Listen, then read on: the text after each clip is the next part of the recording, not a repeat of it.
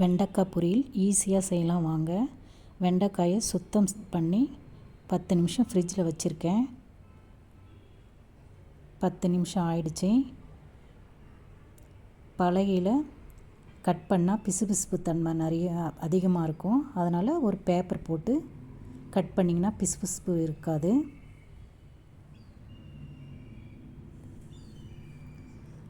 ஒரு பேப்பர் போட்டாச்சு. கத்தியில் எண்ணெய் தடவிக்கலாங்க. கத்தியில் எண்ணெய் தடவினா வெண்டைக்காயை ஈஸியாக கட் பண்ணலாம். கத்தியில் பிசுப்பு தன்மையும் ஒட்டாது. எண்ணெய் தடவிட்டிங்கன்னா பிசுப்பு இருக்காது கத்தியில்.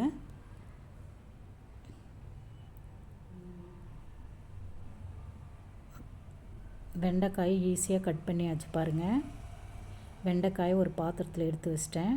இப்போ பாருங்கள், பேப்பரில் தான் அந்த பிசுப்பு தன்மை இருக்குது. பலகையில் பிசுப்பு தன்மையே இல்லை பாருங்கள். கத்தியில் லேசாக இருக்கும். அது துடைச்சாச்சு, ஈஸியாக துடைச்சாச்சு பாருங்கள். வெண்டைக்காய் பொரியல் செய்யும் போது இந்த மாதிரி கட் பண்ணி பொரியல் செய்யுங்க. கட் பண்ணி வச்சாச்சு.